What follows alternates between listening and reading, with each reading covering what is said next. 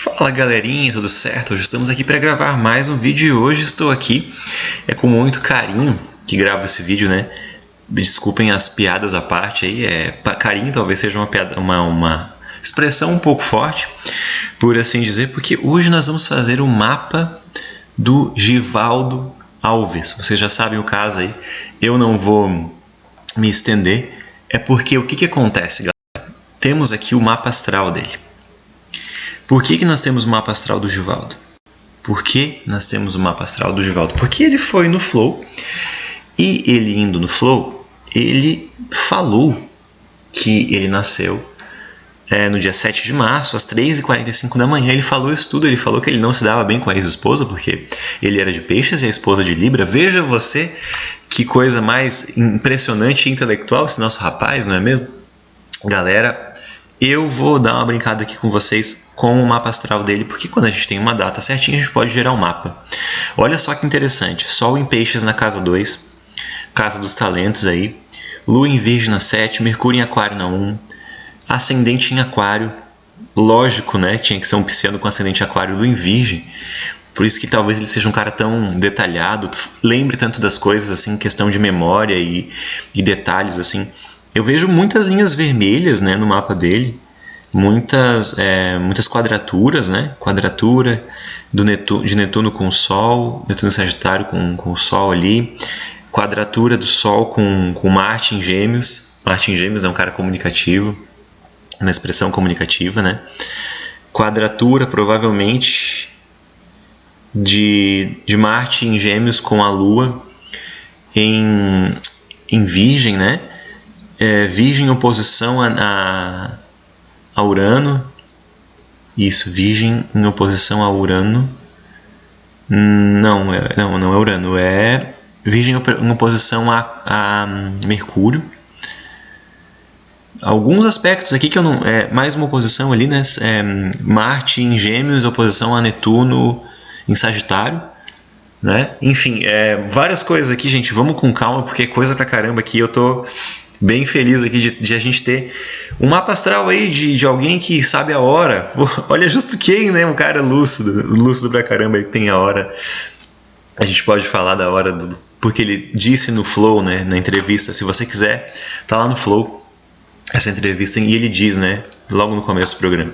Cara, olha que legal. Eu vou traçar um paralelo assim, ó. Sol em Peixes.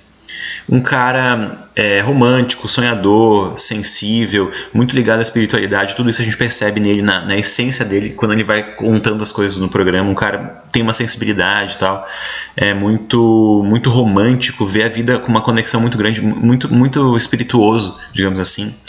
Lua em Virgem na 7, uma lua que comunica, uma lua que está em relação com, e que, na minha visão, a lua em Virgem é muito, muito característico das pessoas que são bem detalhistas, metódicas, e ele tem uma memória, né? Com o Sol em Peixes não é tanto, mas a lua em Virgem traz para ele um tom legal aí para a memória dele. Ele fala de vários fatos, ele lembra de vários acontecimentos, mesmo estando na rua, né? Mesmo tendo vivido na rua.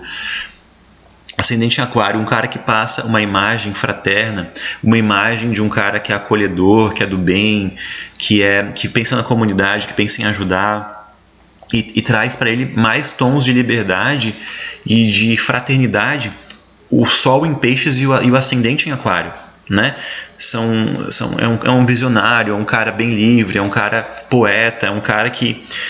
o andarilho, o morador de rua, tem essa pegada, digamos assim, quando ele é livre, né? Ele tem, uma vez que ele é livre, que talvez seja um estereótipo interessante do morador de rua, essa configuração, né? Só que ele é um cara que ele pensa muito nos outros. Ele fala, em alguns momentos ele falou na entrevista, das agressões de pessoas que não têm esse senso de coletividade que ele tem, e dá para ver nos papos dele o quanto ele parece, pelo menos não conheço a vida pessoal, mas assim, fazendo uma leitura entre o mapa e a entrevista que eu vi dele no Flow, um cara parece bem harmônico, bem fraterno, bem amoroso, né?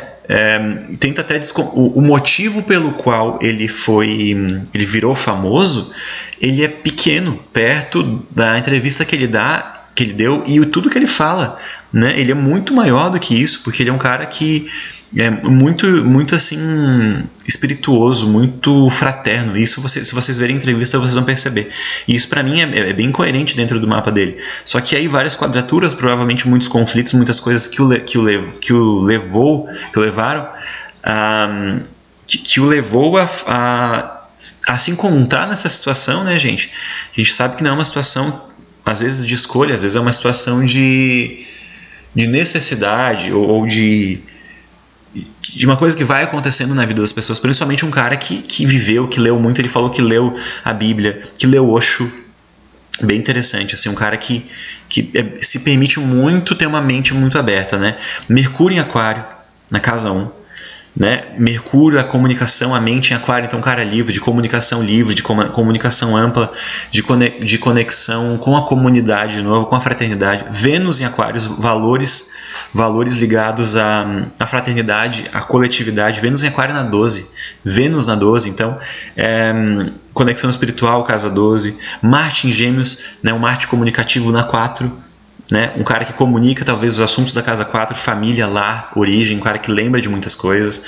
Júpiter em Aquário na 1, então onde ele expande as coisas, como que ele expande, sendo fraterno, tendo uma visão igualitária, uma visão de mundo, uma visão libertária, né? Tudo a ver com a história dele. Saturno em Gêmeos, a maneira como se supera as coisas, como a gente tem que trabalhar algumas questões mais íntimas, mais profundas em Gêmeos. Então, com a comunicação, ele é um cara que supera as coisas e conecta as coisas na vida dele, transcende, comunicando, mais uma vez, os Gêmeos ali. E na casa 5, uma casa de se colocar né, na questão do prazer, dos jogos, da interação com pessoas, tudo mais. Urano em Libra é o diferente, como a gente muda. Então, em Libra, de novo, recebendo as mudanças, o futuro, sendo diferente, provocando mudanças externas. Quando é libriano, quando se relaciona bem, ele tem a gente pode perceber aqui que ele não tem Áries no mapa, não tem Leão, só o descendente, né? Enfim, e não tem só um Sagitário ali, mas ele não tem muito essa questão bélica, é muito Peixes, muito Aquário, Gêmeos, né? Peixes, na verdade, só aparece uma vez, mas é no Sol. Aquário 1, 2, 3, 4 vezes no ascendente também. Então, Netuno em Sagitário também, né? A maneira como se expande as coisas, a maneira como ele se conecta com a espiritualidade, sendo sagitariano. Então, com alegria, com entusiasmo, vendo também uma questão, ele tem uma coisa meio professor, meio assim, de querer falar bonito, ele tem essas coisas. Então, Netuno em Sagitário, né? A maneira como ele se conecta aí com a espiritualidade tendo esse arquétipo às vezes um pouco mais sábio. Na casa 10, né? Talvez alguma coisa profissional, talvez ele tenha sido líder nas profissões que ele fez. Enfim, ele descreve, é muito interessante, gente, vejam a entrevista. Ele descreve muitas coisas com detalhes, muitas coisas do passado dele com detalhes, assim. Para mim isso é muito a lua em Virgem, o sentimento naquele signo que é detalhado, que é crítico, né? Então é muito legal trazer isso, porque eu acho que é um arquétipo que conecta muito com essa coisa da memória, principalmente a Lua, num signo de terra, né? Vamos continuar aqui. Então, depois Plutão em Libra, a geração, né? O Plutão é a mudança íntima, né? Essa transmutação íntima que a gente tem, e também faz parte, como Plutão é o último planeta que a gente analisa, digamos assim, na questão da distância, ele é um dos mais coletivos e mais geracionais, né? A gente pode dizer que Saturno, Urano, Netuno e Plutão são, às vezes alguns astrólogos jogam Saturno para cá e dizem que Urano, Netuno e Plutão são, mas Plutão com certeza é o mais, porque ele é o mais distante. Então a geração ao qual ele pertence é uma geração libriana, a geração paz e amor, uma geração mais pacífica. E esse Plutão em Libra na 8, né, falando de assuntos profundos, assuntos religiosos. Então olha que interessante, tem as casas da espiritualidade aqui todas, ó. Casa 4, por mais que seja Marte em Gêmeos, mas é na 4. Depois Plutão em Libra na 8, depois Vênus em Aquário na 12, né? As três casas da água, da espiritualidade, da conexão com as religiões, né? Com a espiritualidade, enfim, ele tem povoada. Ele tem aqui casa 2 povoada, casa 6 não tem, mas a casa 10 ele também tem, então casas profissionais ligadas a trabalho, né? A talentos. Então ele também tem Sol em Peixes na 2, né? Então um cara que tem, na minha visão, talentos conectados com o signo de Peixes, né? Por mais que ele esteja só um signo de peixes, ele não tem muita conexão ali, muito embora ele tenha só o meio do céu e o escorpião. Mais uma questão aí, e isso é interessante, de ele ser reconhecido não só por ser um morador de rua, mas por ser reconhecido e adquirir fama e notoriedade por ter falado a verdade. Olha que interessante isso. E, então, meio do céu e escorpião na 10, né? Ele ficou muito triste com um veículo, com um dos veículos de comunicação que falou: a gente não vai publicar isso. E publicaram, né? Algumas falas dele.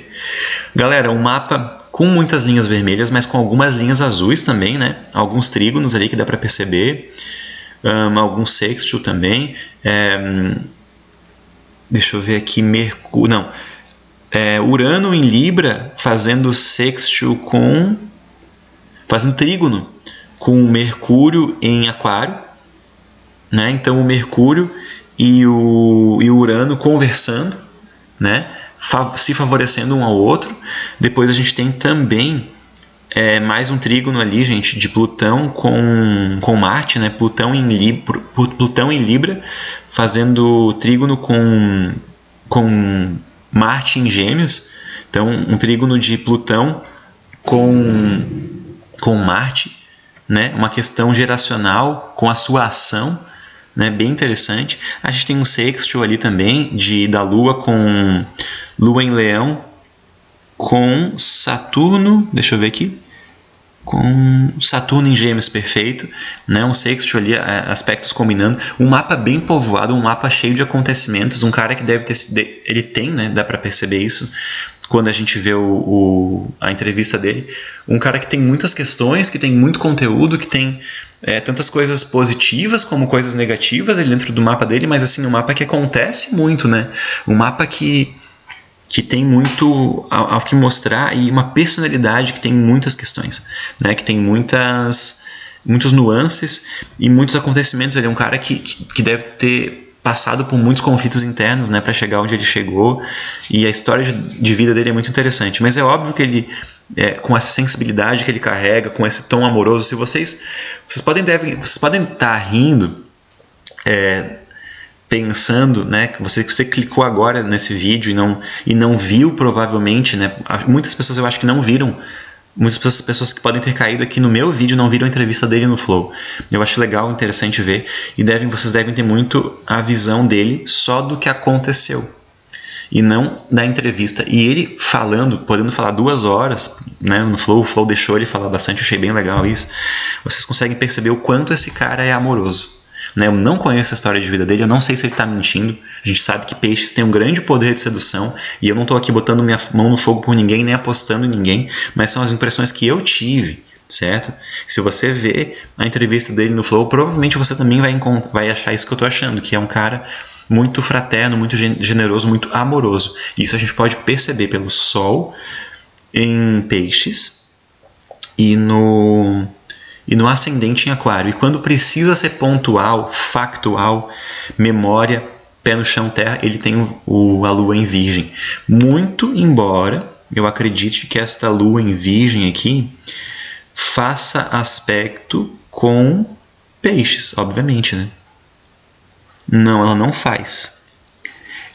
Essa Lua dele, a 0,44 graus de Virgem, não faz aspecto com o Sol que está na 2. Porque o Sol está um pouquinho para cá.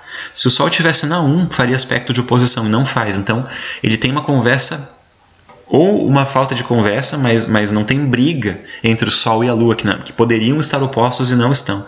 Galera, um mapa bem legal de a gente analisar. Se vocês gostarem bastante desse meu vídeo, né, se ele chegar a 100, vamos botar 100 likes aí, dentro de 2 semanas, eu faço um vídeo 2. Desse aspecto aqui do mapa astral do Givaldo, para falar mais aspectos dele ainda, porque eu achei o mapa bem rico, um mapa cheio de conflitos e acontecimentos cheio de... um mapa movimentado, né, gente? Quando a gente vê um mapa que ele é mais pro lado de baixo, tem um aspecto em cima, ele forma uma oposição, uma quadratura, ou poucos trígonos, né? Quando a bolinha tá tudo para cá, os planetas, né? Mas nesse mapa tá totalmente preenchido, né? É um mapa bem espalhado. Então formam quadraturas, oposições, sextios e trígonos, né? Ele tem tudo nesse mapa, assim. É um mapa de quem viveu muito, né? De quem vive muito, de quem se relaciona muito, que tem muitos karmas, digamos assim. Né? Bem interessante a história de vida dele. Gente, por favor, deixem nos comentários o que vocês acharam, se vocês têm alguma coisa para acrescentar. Eu quero muito a opinião de vocês nesse vídeo, porque é um caso bem interessante que rolou agora na mídia. Tá certo? Eu acho que vocês vão gostar bastante de comentar e a gente poder trabalhar junto aqui. Tá certo?